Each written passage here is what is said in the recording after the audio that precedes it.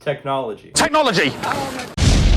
Technology has become an incredibly important facet to everyday life, and without it, you wouldn't be able to watch this video. It is a global tool that practically everyone is relying on, specifically seniors. As technology has progressed, we have developed ways to increase the quality of life of our seniors, to expand communication for them, to promote physical well-being in this population, and most importantly, ways that can assist in the case of emergency with new inventions such as Life Alert. We all know that technology is an amazing thing. However, some concerns may be raised about how fast it is growing and if our seniors can keep up. Our active agers face many challenges.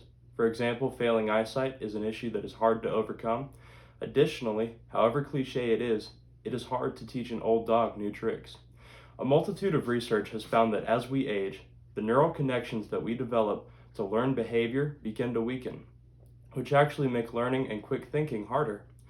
Hence the reason that a large emphasis has been placed on neuroplasticity training in the elderly population as of late. On top of this, we know that although age does not directly cause diseases that heavily impact our ability to think, like dementia, it is a huge risk factor, with research suggesting that the risk of developing this disease doubles every 5 years after the age of 65. When all of this is accumulated, learning how to use new technology can be extremely difficult for seniors. An article by Forbes magazine written in 2019 provides a quote by Shangji Wang, an employee of the design lab at UCSD, saying that frustration appeared to be a significant barrier, which led to a lack of self-confidence and motivation to pursue using the technology. With more on that, I have an interview with someone who experienced this firsthand with her grandfather. So what kind of device does your grandpa have?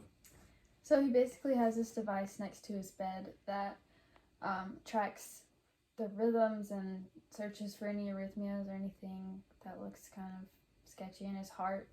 And at night, when he goes near his bed, he has a pacemaker that's connected, I guess, via Bluetooth, and it sends the data over to it from the day and will pretty much alert him to any sort of thing that he needs to be worried about.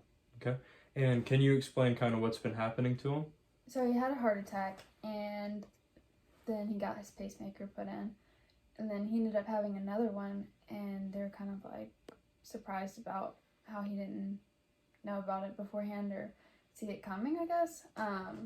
And he found out that he could have been using the device and checking it daily to be aware of any sort of arrhythmias or anything like that.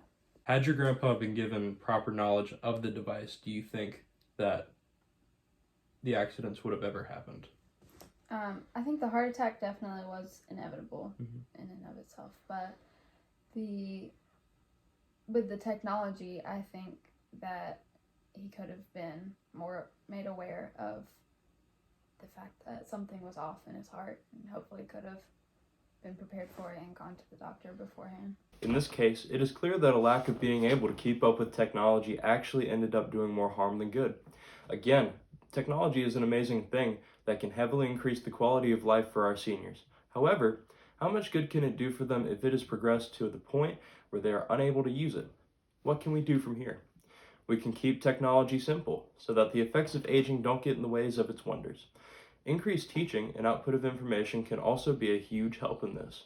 Finally, being patient and encouraging during the learning process can ease the frustration that many seniors face with new, high-tech inventions, and allow them to actually experience the benefits that these tools have to offer. Again, I believe that technology can be an extremely positive thing. However, without the ability to use it, it can do more harm than good. With increased patience and teaching with this technology, we can overcome the learning curve that many seniors face so that these devices can fulfill their intended purposes and provide the aid that we know that they can. Thank you.